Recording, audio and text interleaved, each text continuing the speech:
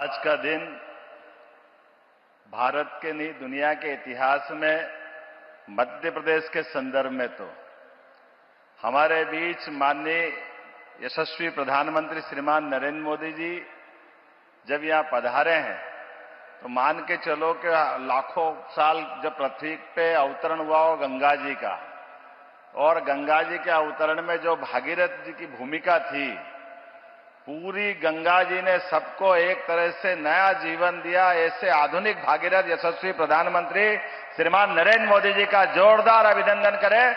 मध्य प्रदेश की इस धरती पर वाकई अद्भुत इतिहास लिखा जाएगा।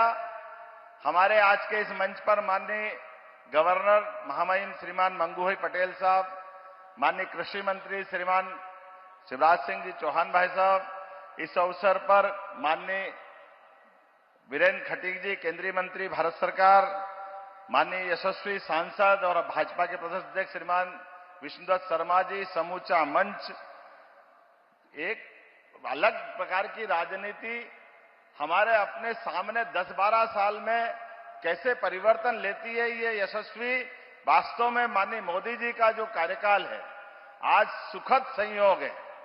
अटल बिहारी वाजपेयी जी ने सपना देखा और जिसके माध्यम से कोई भी क्षेत्र में किसी प्रकार से सूखा ना पड़े, पानी की पर्याप्त उपलब्धता हो।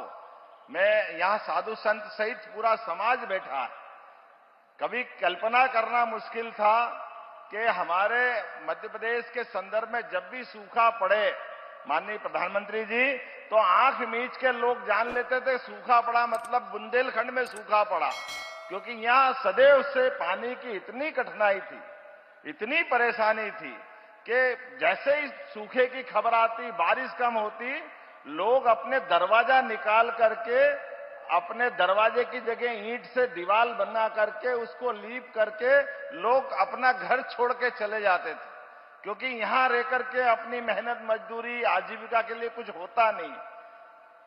लेकिन ये भी गौरवशाली पक्ष है कि ये बुंदेलखंड का इलाका महारानी लक्ष्मीबाई से लगा करके महाराजा छत्रसाल तक, आला से लेके उदल तक, जीवन में पूरे प्रदेश में एकमात्र क्षेत्र ऐसा है जो पूरे देश में आदर्श है।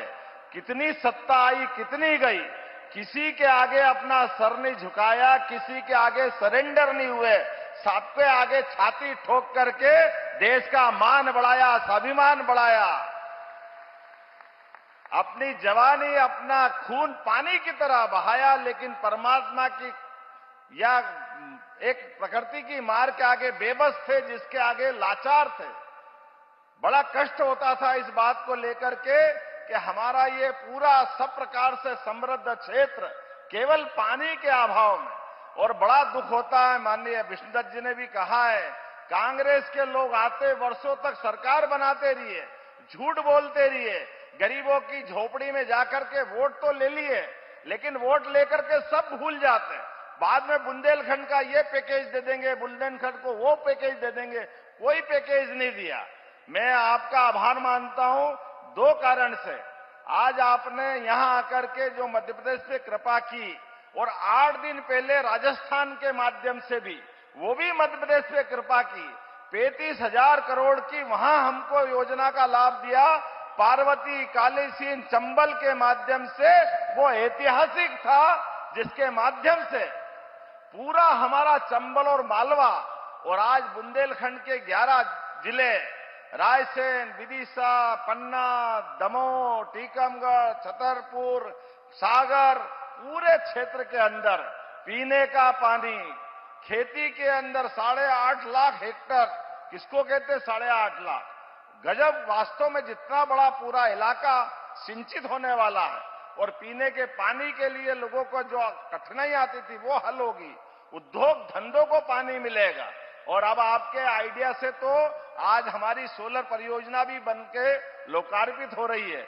ओंकारेश्वर के अंदर जलराशि बन जाती है, तो फ्लोटिंग व्यवस्था के आधार पर सूर्य नवकरणीय ऊर्जा हमको प्राप्त होती, सोलर एनर्जी प्राप्त होती।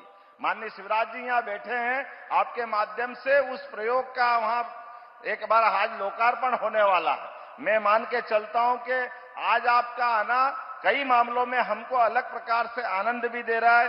और प्रदेश के लिए 1 साल का मैं माननीय मोदी जी को इसलिए भी धन्यवाद देना चाहता हूं।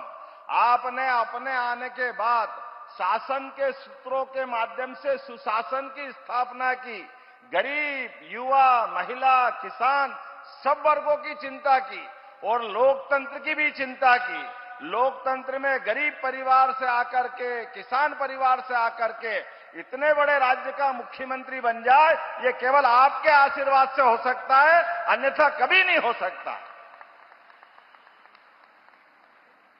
सरकार, समाज, व्यवस्था सब पे समान रूप से ध्यान रखते हुए जो आपने लगातार समाज के सामने आदर्श उत्पन्न किया है, मैं आपका वंदन करता हूं, अभिनंदन करता हूं। हमारे लिए 8 दिन के अंदर 2 बड़ी नई परियोजना, वास्तव में आपने जयपुर में सही कहा था कि दुनिया में बाकी जगह ये आदर्श बनना चाहिए हमारा देश, और उसके माध्यम से राज्यों को संदेश दिया कि हमारी प्राकृतिक संपदाएं ये राज्य की बेहतरी के लिए होना चाहिए, एक दूसरे के साथ देने के लिए होना चाहिए, न कि राज्य में वोट के चक्कर में आपस में लड़ते रहे। वर्षों तक कांग्रेस लड़ते रहे और मैं जवाबदारी से कहना चाहता हूं, कांग्रेसियों को तो आज भी नहीं सुहारा है ये हमारा भूमि पूजन, माननीय प्रधानमंत्री जी की सौगात देना। इनकी मति मारी गई, पता नहीं क्या सोचते हैं, ये बुंदेलखंड का कभी भला नहीं सोचते हैं। मैं आज आपका हृदय से अभिनंदन करता हूं, ये लाखों लाख जनता इस बात का समर्थन कर रही है कि वास्तव में ये इस योजना की कितनी जरूरत है। ऐसी योजनाओं के माध्यम से जब जीवन की दिशा बदलती है, ये माननीय मोदी जी ही कर सकते हैं और कोई नहीं कर सकता है।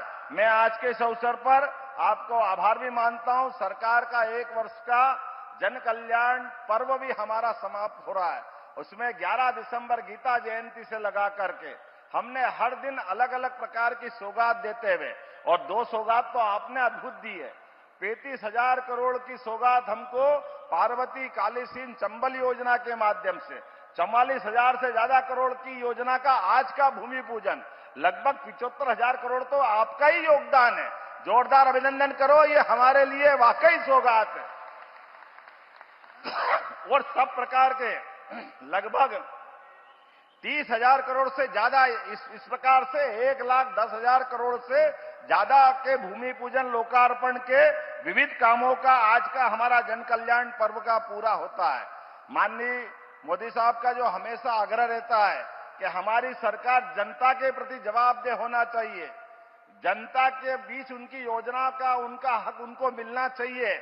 इसलिए हमने इसी जन कल्याण पर्व के साथ साथ 11 दिसंबर से लगाकर 26 जनवरी तक हमारे पूरे प्रदेश के अंदर प्रत्येक गांव, प्रत्येक पंचायत, प्रत्येक वार्ड तक पूरी सरकार का जन कल्याण अभियान का प्रारंभ किया है, जिसके माध्यम से गरीब हितैषी 76 प्रकार की और 53 प्रकार की व्यक्तिगत योजना जो पात्र हितग्राही है, ढूंढ ढूंढ करके उनके अलग अलग प्रकार के सर्वे करा करके शिविरों के माध्यम से उनके अपने जीवन में सरकार के सभी प्रकार के लाभ देने का निर्णय किया है।